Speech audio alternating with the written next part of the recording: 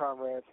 This is Behind the Walls Talk with your founder, William McCallum, and I thank you for visiting this domain.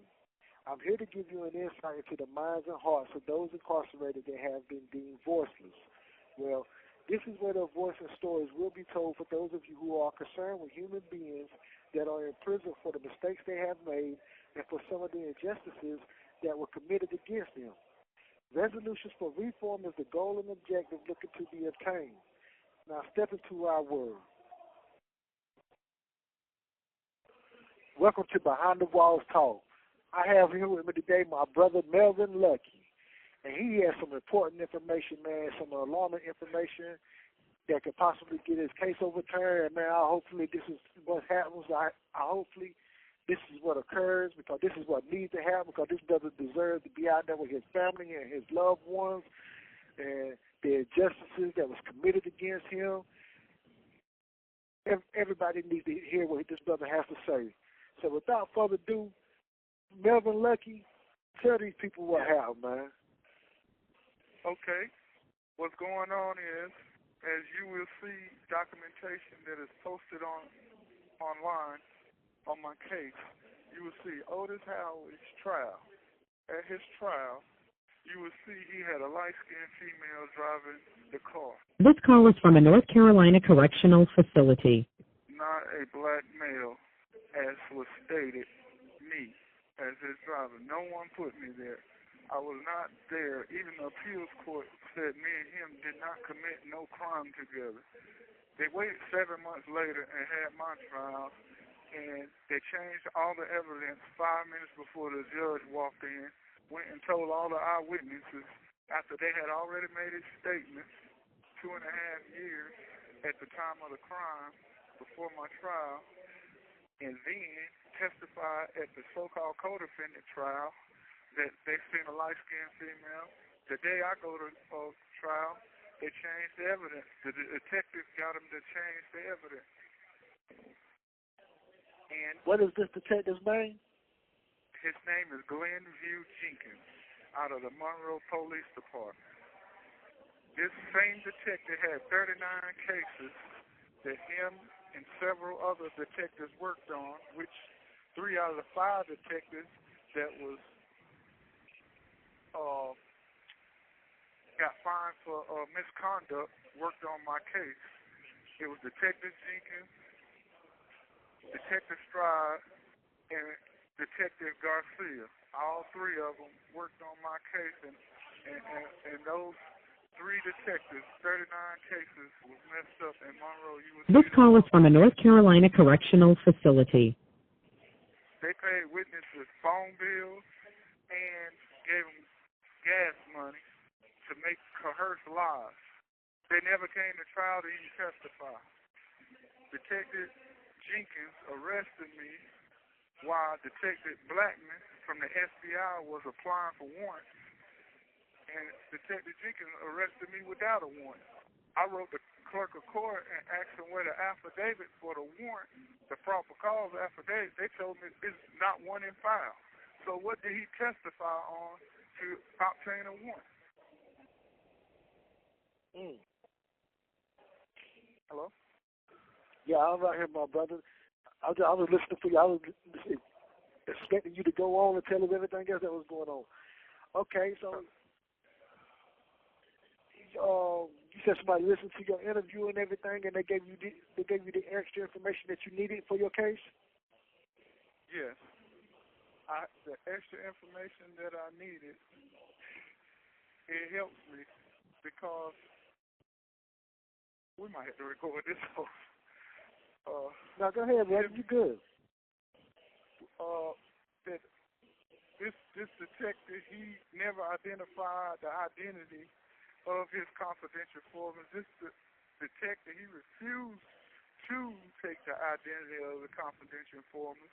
He withheld information out of my warrant.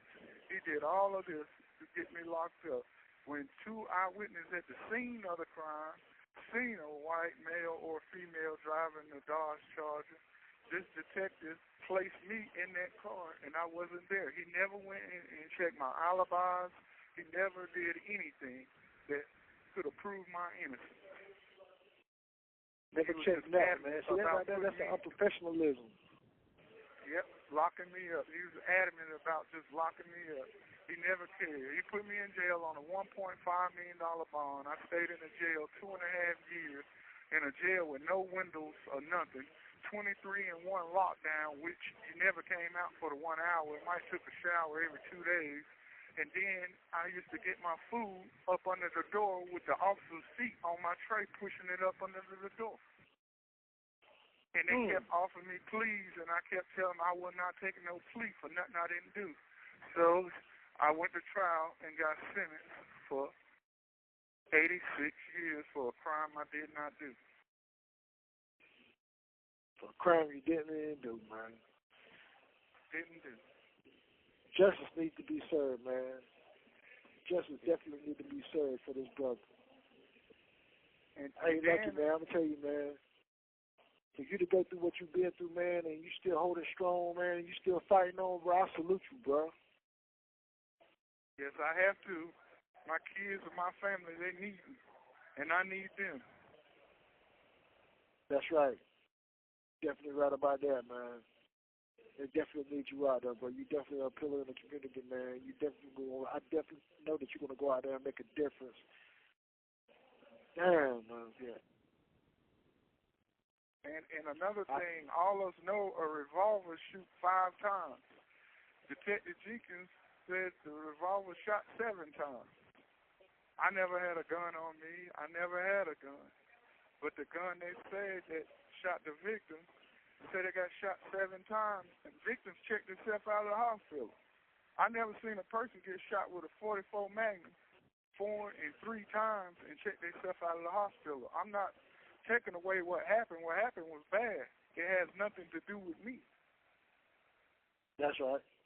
And you weren't nowhere near the incident. You wouldn't even know where, you know what I'm saying? Nowhere to be found. They could have pinged my phone. They could have did anything. They never did a shabby investigation.